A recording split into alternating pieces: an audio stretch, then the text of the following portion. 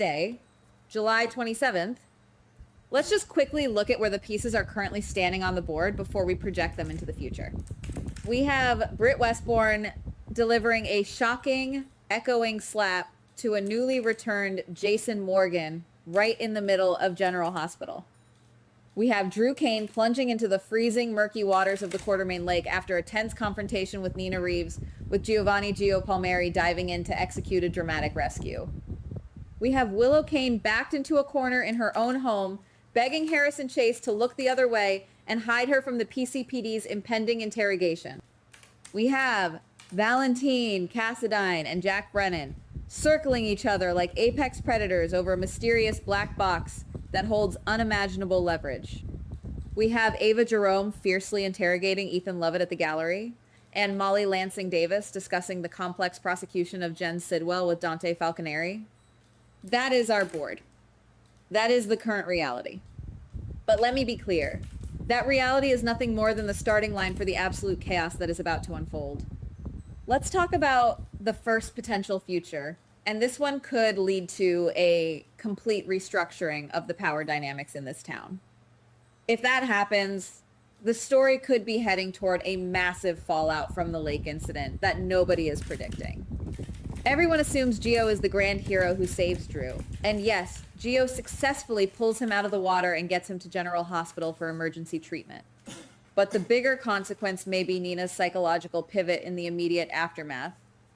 Looking ahead, I don't see Nina staying in a state of panicked victimhood, screaming for help on the shoreline. There is a chance that after the initial shock of pushing Drew, Nina's survival instincts kick into absolute overdrive. She won't just be crying. She will be actively calculating her next most ruthless move. What happens next may be Nina completely bypassing the panic and entering into a cold, hard, desperate negotiation with Jack Brennan. If Brennan agrees to use his resources to cover up her impulsive attempted murder, Nina is going to have to hand over something of monumental value. We are talking about a secret, a financial concession, or a piece of leverage that could give the WSB unprecedented control over her life, her assets, and her future. Nina might think she is buying her freedom, but she could be selling her soul to an agency that never lets go. Furthermore, Gio's accidental heroism might actually make him a target. By inserting himself into this mess, he unknowingly becomes a pawn that Drew or Nina might try to manipulate later to control the narrative of what truly happened at the lake. And speaking of Brennan, let's look at his high-stakes dealings with Valentine Cassadine. This could lead to the most brilliant, devastating double cross we've seen in years. Valentine is offering the black box, and Brennan thinks he is gaining the upper hand, securing the leverage he desperately needs to control Port Charles. But let's deeply analyze this. Who truly benefits here? Not Brennan. Valentine is a Cassadine. He inherently plays the long game, seeing moves 10 steps ahead of his opponents. There's a chance that Valentine is intentionally feeding Brennan a deal that looks incredibly lucrative and empowering in the short term, but contains a hidden poison pill that will ultimately strip the WSB of its long-term control in the city. Brennan might walk away holding that black box, thinking he won the battle, completely unaware that Valentine just handed him a ticking time bomb that will destroy his career and his life. Meanwhile, back at General Hospital, Drew is recovering from his near drowning. If you think Drew is going to wake up and thank his lucky stars or forgive Nina, think again. The story could be heading toward Drew weaponizing that fall. He won't be grateful. He will use the fact that Nina pushed him as the ultimate blackmail material, a loaded gun he can point at her head to destroy her whenever he chooses. And Willow? When she arrives at the hospital, she isn't going to be the worried, doting daughter. She is going to be absolutely furious at Nina's unparalleled stupidity. Willow will realize that Nina's reckless, emotional action just put a massive, unavoidable spotlight on all their hidden secrets. The mother-daughter bond could be irreparably shattered in that hospital room because Willow knows Nina's lack of control just handed Drew exactly what he needs to ruin them both. Now, let's shift to a second future, one that is entirely different and could change the entire landscape of Port Charles. Let's look at Britt and Jason. That highly tense reunion, that slap across the face, what if it wasn't just raw, unfiltered emotion. What if Britt, with her brilliant, highly analytical medical mind, was running a deliberate test? Britt knows Jason better than almost anyone on the planet. She knows his micro expressions, his combat reflexes, his psychological baseline. When she slapped him, she wasn't just punishing him for abandoning her and letting her believe he was gone. She was testing his neurological and emotional response. And what she saw might have terrified her. There is a chance that Jason is hiding a massive, earth-shattering secret from his time in WSB captivity. Britt is starting to realize that the man standing in front of her, absorbing that strike, is not the Jason Morgan she loved. His programming, his loyalty, his very psychological makeup might have been fundamentally altered by whatever the WSB put him through. Having just survived her own horrifying ordeal with a fake Huntington's diagnosis, Britt has a new lease on life and refuses to accept a broken version of the man she loves. If that happens, this physical confrontation doesn't close the book on their romance. It opens a terrifying new mystery. Who is Jason Morgan now?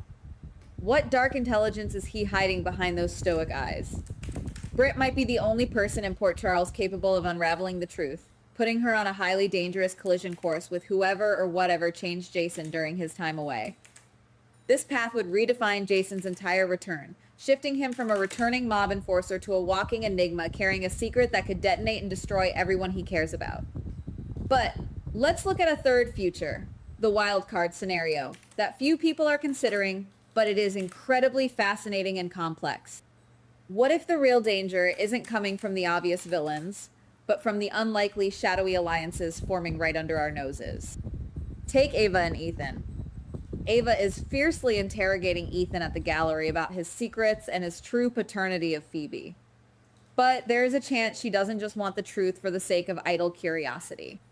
Ava is a mob boss at heart, a survivor of the highest order who understands the value of a loyal soldier. She sees Ethan's grifting skills, his ability to survive taking a bullet for her, his cunning nature, and she wants to weaponize him.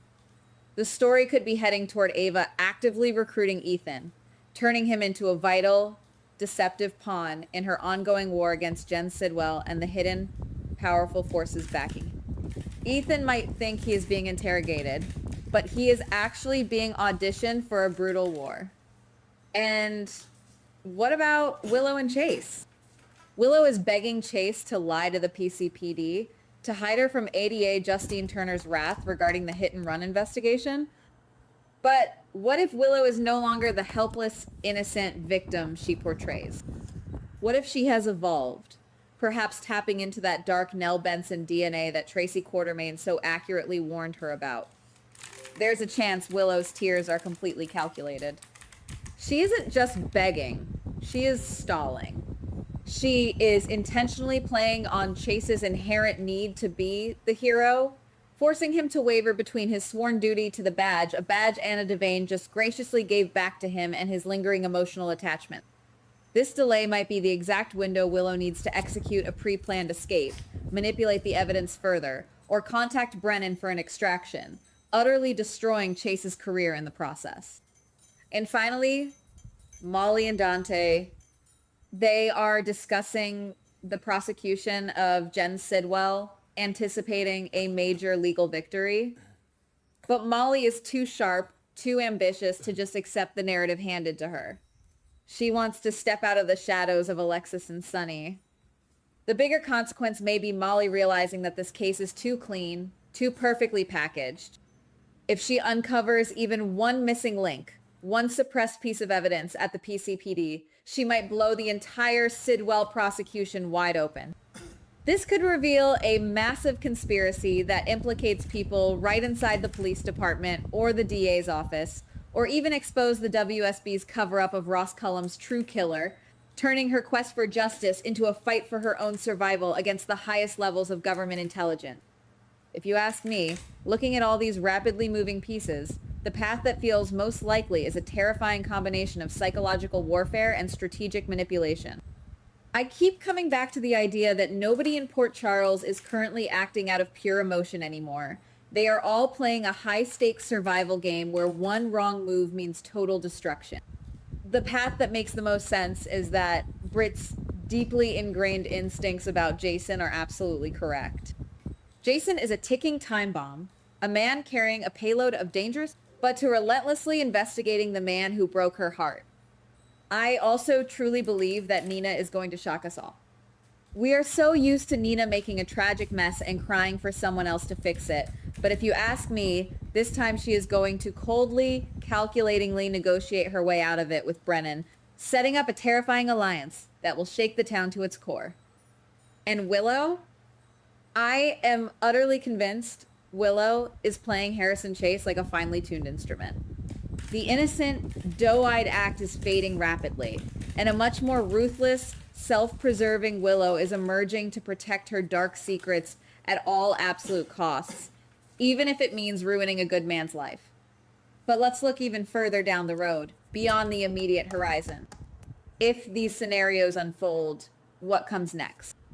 If Brennan covers for Nina and Valentine successfully traps Brennan with a poison deal, we are looking at a massive shadow war for control of Port Charles that has absolutely nothing to do with Sonny Corinthos' traditional mob territory. We are talking about rogue WSB factions, unparalleled Cassadine intellect, and desperate corporate players colliding in a war that will leave casualties everywhere.